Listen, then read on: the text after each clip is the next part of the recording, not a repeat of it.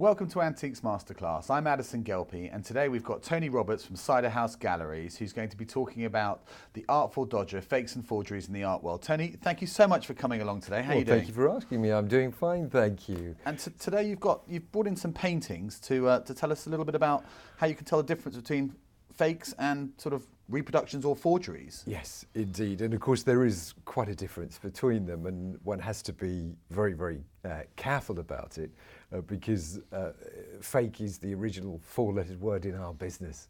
It's as bad as it gets. So what I hope to do today is to pass on a little bit of information to how people can tell themselves, but also some of the background to how we research these things and how we discover whether things are fakes or the real thing. And quite often you can see a number of different types of painting which is done. Some are replicas, some are just pure reproductions. And this all sounds like semantics of words, but it does have a great bearing on exactly what on price more on than the anything. price, Yeah. yes, and whether or not one can be caught out or not. I mean, firstly, one needs to explain a bit about the history of forgery in paintings, and that really sort of kicks off in Italy in the 17th century, and this is a time when there are big collectors of older art. Up until that stage, virtually everyone had been buying new art, but there's an interest in the earlier Renaissance paintings of the 17th century, before the 17th century, and this is when it really starts to pick up. People are going to Italy, people are going to Grand Tour. Grand Tour, yes, and it takes off hugely in the 18th century, and we see an awful lot of forgeries from that period. They are probably the most productive up until the 20th century, when of course an awful lot more money becomes involved and the rewards for fakery and forgery are so much higher. That's how it basically works out. So with the first picture that we're looking at here, this is a replica. It looks very much like a 19th century It's a beautiful painting. and it's beautifully done. In actual fact, this one was done in Korea, in South Korea. I don't think the North Koreans are up to these yet. In South Korea, and beautiful quality. It's not actually pretending to be that old. If we just switch it round here, we can actually see that although there's a little bit of wood stain on it, it's fairly obvious that this is just a piece of plywood. 19th century doesn't see us with plywood, so it's one of those factors that can usually point to these things. So always try and look at the edges. If you're looking at a painting, the edges can usually tell you quite a lot. Okay. So this one is not pretending to be anything. It's not signed as being by any famous name. It's purely and simply a very well painted decorative painting. And these are a few £100s. They can be less than that. There's a lot of these coming in from China now. They're not nearly as good a quality. Just flipping this one around again. But in a nice, beautiful gilt frame, you'll be very happy to have. They look great, actually. They really look terrific. And these ones are actually all hand painted. And the little water droplets and everything that we see on here, the water droplet going down the leaf there is wonderful. Very, very well painted indeed. So this one is really not pretending to be anything that it shouldn't be. But if we move to the next one just beneath it, here there's a little bit more artifice involved. And this one is in actual fact not a painting at all. This is a photograph. It's printed onto a textured canvas, photo paper. Okay. It's then placed onto a canvas. If you can zoom in just at the edge here where my thumbnail is, you can see the line, yeah. You can see a line where the paper is stuck to the canvas. And that's usually a giveaway. And the surface has a very curious, flattish sort of look through it. It's almost like looking through a window. And that is a curious method because all of the craquelure, and the craquelure is this wonderful stuff we see here. We'll come to that in a second. All of this is in the varnish. So that this varnish has been applied over the top. It's then, as it dries, it creates cracking, and some of that cracking is then darkened to show up more, like it does here. But there's actually no paint on this particular one at all. Now, if we switch it round, for a beginner or a novice or one of the viewers who are looking at it, I mean, you would think that that was a painting. Yes, you would. And you turn it over, it's not of any age, so it's not pretending that it's an old master, when in actual fact at the front it's looking like it should be. And we see an awful lot of these in high-end hotels and things now, because they are a cheaper alternative, obviously, to buying the real thing. Something like that would cost, what, £100, £150? Yes, I mean, there's a number of firms that do these, and you put them in good frames, and they look very decorative, but they're not, they're clearly not paintings. And they're not fakes, most definitely. They are... Photogravure? I'm not sure if that term entirely fits with this one, but I think Varnish print. It's a varnished photographic print, and that's really, really the thing. And of course, in creating old masters and the older paintings, there's a lot you have to go through. And the thing that we first of all look for in an old painting is the cracking. Now, a lot of people can be very worried about this. They sort of look at a painting and say, oh, but it's cracked. It's almost like a piece of porcelain in a way. Oh, it's cracked, and therefore it's not as valuable. But if we don't see this, we're very worried, because according to the age of the painting, this cracking will appear. And the older the painting, the tighter this craquelure will be. So in a very early painting, this will be like a tiny little spider's web that goes right the way across the picture.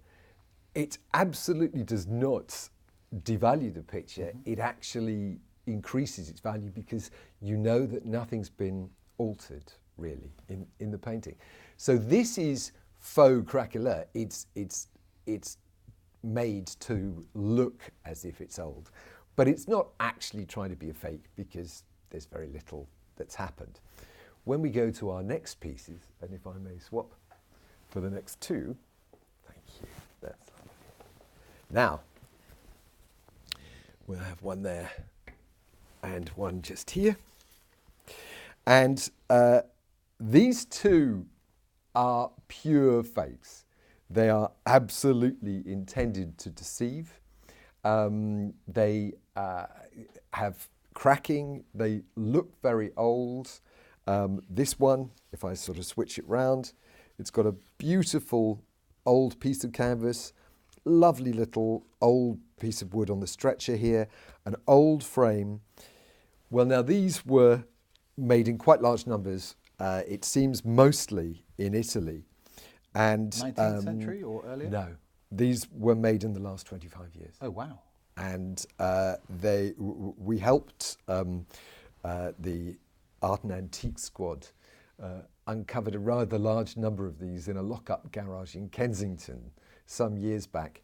They thought they'd stumbled across a great heist of old master paintings. There were many Venetian subjects, old masters still lives, etc. And they thought that someone had stolen a major collection of old masters. And the only trouble was that as we started to look at them, we realized they were all by the same artists. Not all by one artist, but there were many by the same artist. And they just looked so similar in the way that they were done. Had they been dribbled out to the auction houses for a few years before? Yes, they had. Right. This one, we're told, we were given a few of these two were from that particular group. And if I switch this one around, you can see also at the back a very similar look to the two. I'm going to hand that one to you to have a closer look at. Excuse me. And what these were is we couldn't actually work out how they were done. We knew that they were not as old as they were pretending to be, but they look so convincing. They really do. I mean, they look a couple of hundred years old. And the thing is, we found out how they did these. They gave me 3 to take away so that we could actually take them to bits, literally. One of which, of course, we completely destroyed to find out how these were done. Excuse me. And this particular one, I'm so sorry. Excuse me 1 second. Have a drink. I'll join you. We'll get back. So it's vodka, just in case you were wondering. This particular one is it's beautiful in colour. It looks filthy dirty. It's on old canvas. Now, the way that a lot of these were done was that they were buying very large religious paintings in Italy by not very good artists, and or they were very damaged. They were cutting up the skies and then using the smaller pieces of canvas to put over the wood here. So you actually had old canvas. Are they overpainted, obviously, from the original painting? They are. Okay. Is that usually there is an old painting or a piece of an old painting underneath, and often it's the sky or a piece of landscape or whatever.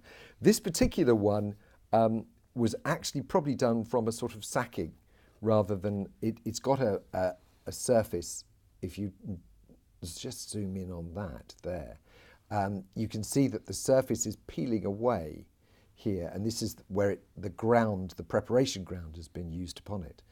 But I'm told that these wooden pieces at the back are the old slats from pan tiles in northern Italy. So when people are having their roofs replaced, these slats are saved then to make these awful fake stretchers. And so if I pop that one back there, and if you'd be kind enough to just pass me that one, we're going to zoom in on this again, because you can see here we were talking about the craquelure. We leave a lovely bit of extra dust on it, of course. And zooming in here, you can see this cracked surface. Now, that it would be about right for a picture of this date. And what's happened here is that we think that they've added something into the paint, possibly Bakelite, which is what the great Van Meegeren, the great forger, he used, possibly something along those lines, which then makes, when this thing dries out, and often they are put into ovens to literally fake bake them, the craquelure appears much more strongly, much tighter. And so here you really would believe that you are looking at a very early painting. This would look as if it's 17th century. And even the frame, they've gone to tremendous lengths to be able to make it all with this decoration on it. They're mostly Italian subjects. What sort of money? I mean, if you were buying that as an original small 17th century Italian painting, this would probably be £1,000, £1,500. So you can see that it would be worth it to someone. There were larger versions of these that were going through the sale rooms probably about 15, 18 years ago. There were larger versions of these that were making £10,000, £15,000. Whoa. Now again, they're decorative, but they are truly fakes because they are intending to deceive. And for members of the public looking at these things, it's quite tough to tell. I'm afraid one has to train one's eye in quite a lot to be able to know that. So what advice would you give to the viewer if you find something that you think is a 16th, 17th century painting that you fall in love with? What advice would you go to a viewer if, let's just say, they found it at an auction? That is clearly, if it's a good reputable auction, and it's catalogued as being 17th or 16th century or 18th century, then you have a right of redress. And of course, if you're buying it from a dealer and he's doing the same, you have some redress if it's not, of course. Online is where it gets more tricky, and we'll come to that in a second. But with something like this, these are so good, they're really quite hard to tell. And it's only because of a very certain sort of surface look that these have. They do have a slightly, they're grimy, but somehow the colours are a bit too strong. It's not overall that it has a soft, muted, patinated look. We've got some pretty sharp colour through here, and the dirt on it is quite streaky. That should be quite a good way to tell. Sign, yeah. Just a bit of a warning sign. Too good to be true. Too good to be true, Yeah. It often is. So if we swap these for our next one. Thank you, Natasha. You're right with those. That's great. From our glamorous assistant, Natasha, Yeah. thank you very much. Thank you. Now, here we have the glories of the online auction. This picture was bought by a friend of mine who lives in the Middle East, and he found this on eBay in France. And he was terribly excited, and he rang me when we were actually, my wife and I were on holiday, so I wasn't near anything to have a look. And he was very excited, saying that he was sure that somebody had put a Sisley on eBay and didn't know what it was. Now this instantly was arousing my suspicions. I wish I had £5 for every single Gainsborough and original painting that I'd seen on eBay. This one is signed, if we can just zoom in here, signed Sisley and 74. This is interesting because it's not even 1974. I couldn't even push it to 2004. Oh, really?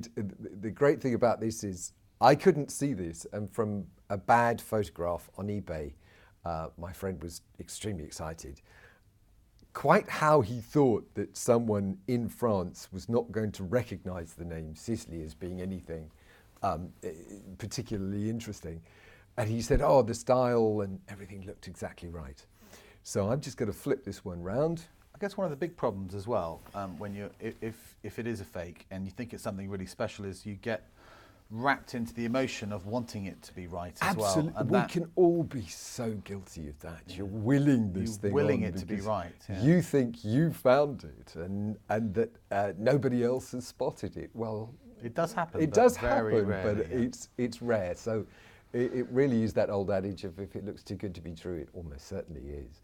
And of course, there were photographs of the back. I think my friend told me there were more photographs of the back than there were of the front. Okay. I think that's a good thing, personally, but we have a French canvas here. So this is very much a mark that was used on French canvases. Mm-hmm. That all looks fine. It's not a good quality canvas, but it's okay. And it is end of the 19th century. This type of stretching canvas is very much of that period. So And just quickly, sorry, Tony, for the viewer, Sisley was around. He was in the late 19th century, so he's painting basically the majority of his works are the third quarter of the 19th century. So 74 would be a very good... Sorry, grilling you there, Tony. Sorry, buddy. It's all right. Pulling out your encyclopedia again. And, so 74 would be a very good date for Sisley. Okay. But it was quite clear that this thing, you can't run by the usual... Oh. You're needed. I'm you so can't sorry. run by the Apologies about that. the usual criteria. So We're gonna go back? naughty. So Go back. naughty. Sorry about that. Sorry. Really bad. Schoolboy error. Where do you want to go back to? Hang on. Can you turn it back round? Can you turn Turn it around back again, around. and we'll go back to...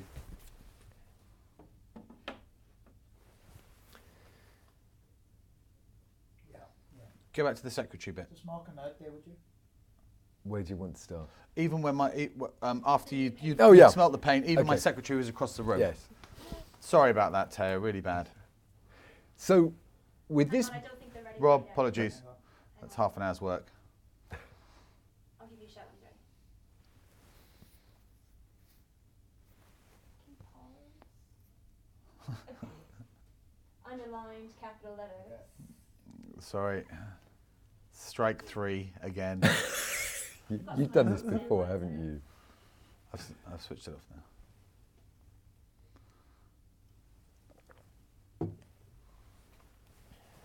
No, just do the Y. It's the easiest place. Yeah. That's 13 minutes out now. Yeah, if you just start with you opened it up and the smell of Okay. paint came out, even your secretary. Right. So when this thing arrives, I'm opening the parcel and the smell of new paint nearly knocked me sideways. My secretary, who was nowhere near me at the time, could smell this paint, and we hadn't even got the picture unwrapped yet. And it's just extraordinary that it's such a crass fake, but it is a fake. And by using the Sisley name, and by using that in the online auction description, they're clearly trying to catch someone, as my friend fell for it. And we've got a tinted varnish over the top to make it look a little bit dirty. But the colours and everything is so awful. But then in bad eBay photographs, and of course looked at online, you're not going to see it quite the same. Wrapped up in the emotion of it. And he got wrapped up in the emotion and carried away by it. I mean, I remember when I was at Criterion about 5-6 years ago, a gentleman turned up and said, my auntie had passed away, I'd like you to sell all these paintings. And they all came out and they all look fantastic. They all look like old masters. They look 18th century, 18th century items. I started pulling them out, doing a bit of research. They were all 10, 20, 30,000 pounds. But then I realised after looking at them carefully that they were all 19th century copies of 18th century and 17th century artists, which is what the Victorians did. They did. Because they had no TV and stuff, so they just copy these old masters. They all sold for very good money, £1,000, £500, £800. They're very decorative, and as long as people know exactly what they are, Yes. That's okay. But with these things, there are so many of these on the online auction, particularly on eBay, and that one really should be very, very wary about anything which has a very famous Did he have to name. fight hard to buy it? Did he have to pay quite a bit of money for it? I think he did. He's not owning up, and I haven't had the guts to go and see actually what Fair he enough. paid for it. Okay, he was crying. And suffice it to say, I said, what do you want me to do with it now? And he said, how close is the bin? And I said, well, actually, it can have a new life in my fakes talk. So it has a new life in that. So if I can just swap it for the next one. Thank you. So this one, well, here we have Claude Monet, except we don't, unfortunately. Now, I was very impressed by this particular picture. I actually first saw it when I was about 16, and a girlfriend at the time, I went to her father's consulting rooms, and in the consulting rooms was this painting. And I was very interested in art at that time, but didn't know a great deal about it, and was hugely impressed that a London doctor would have such a charming Monet on the walls of his consulting rooms. And not even in his own office, it was out in the waiting room. So you think, well, that's pretty good. I was very impressive. And I was even more impressed by the set of Eugène Boudins he had in his actual office. Many, many years later, I was told that in actual fact they were great, but they were all by his wife. And she'd painted them for her father, for her husband, and because there was something nice, he liked Monet and he liked Boudin's paintings, and she thought she was a very gifted artist on her own, and she thought, well, I'll paint one for him. Difficulty is, we have an excellent Claude Monet signature in the bottom left-hand corner. Now, on a wall, and certainly given the sort of 30, 40 years plus, that this has got now with a little bit of London airborne dirt on it, etc. We've now got quite a nice gentle patination. We haven't got the colours that we had in the other one that we were looking at earlier, which are very, very sort of primary gauche colours. This is really very good, very, very close. And of course, the wonderful thing here is she never intended this to be a fake, a forgery. In the wrong hands, this thing could be dangerous because it's although it's painted on a canvas, I'm going to just switch it around. We can actually see it's on a canvas board, and so it's got like a cardboard that it's just stuck to. That wouldn't be the sort of way that Monet would be presenting something. But of course, what we do see is we see older paintings which are then stuck onto cardboard or hardboard. And we see this a lot as a form of relining, rebacking, usually when there's been a minor damage or something. So you could be forgiven. And of course, that great element of hope that we were talking about, that we're all willing to be the real thing. You think, well, maybe it just got damaged a little. Maybe they stuck it on this, and maybe that's not what it's actually painted on. Well, it isn't, because the other side, it is painted on a canvas. The canvas is then stuck to this, as we say. But this is not a fake. It's not intended to deceive. I suppose you could be slightly argumentative about it and say he was probably trying to deceive the fact that he had a Monet on the wall of his consulting rooms. But he wasn't that kind of man. Yeah. No, he wasn't that kind of man at all. And so it was purely and simply done for pleasure, this, and the fact that he loved these pictures. And, but for an expert, I mean, Monet sort of sings, whereas this, it's beautiful, the figures in the fore is great, yes, but the trees and the sky. Of course, what you get, particularly with Impressionism, is you get these sketchier paintings, and you will get other versions of a painting. Now, this is quite a well-known Monet subject. The finished picture is much more finished than this. The figure's much more finished, the trees are more finished. But yes, you can see when you get close to it and with the knowledge of the artist that the brushwork isn't his. There's a bit of emulation of the brushwork, but we really shouldn't have that bit. I think I'm right in saying that the legal situation is you can copy a painting like this. You must not sign it as with that artist's name. You can sign it with your own name, but you mustn't do it the same size. Years ago, when the National Gallery and the Tate Gallery opened... Can you be prosecuted? You can, yes, you can. And years ago, when the Tate Gallery and the National Gallery opened, they were actually full of people with easels, all sitting in the gallery painting their favourite picture. In fact, it was often quite difficult to walk around because you were always tripping over other artists who had their easels and boxes. Being allowed into the National Gallery with a paint box now is extremely unlikely. But you could do it then, and you could go in and copy things. You had to sign the copybook, and but the main thing was it mustn't be the same size, and you must not sign it. So in France, this is a slight difference and something of a bone of contention at the moment. Things like this will be incinerated. Okay. It doesn't work for absolutely everything, but the families of the major painters, there is a law in France that if something is discovered to be a forgery, then it can be destroyed. And they have a nice bonfire. Now, unfortunately, there's a recent high-profile case which has come up for a Chagall, which looks as if it will suffer that fate. 100,000 euros, yes. $100,000 for it? Yes, that looks as if it will suffer that fate. And it is not an absolute law, but I think it has something to do with the families saying, no, if they are discovered to be forgeries, they must be destroyed. There are other cases where things are misattributed. That's different. Different story, yeah. That's a different story.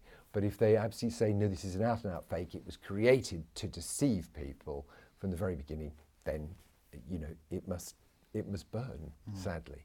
But a beautiful decorative painting. This is very decorative, but in France, It'd be the gone. matches would be... It would be gone, so gone, not yeah. to be exported. So we're going to make quite a clear case on the back of who is this, who this was by, and in actual fact, really, if would be hard to remove that signature, but I think as long as one's made a very clear case at the back as to what it is, it's still a very decorative painting, but it's not something we would actually sell from that point of view.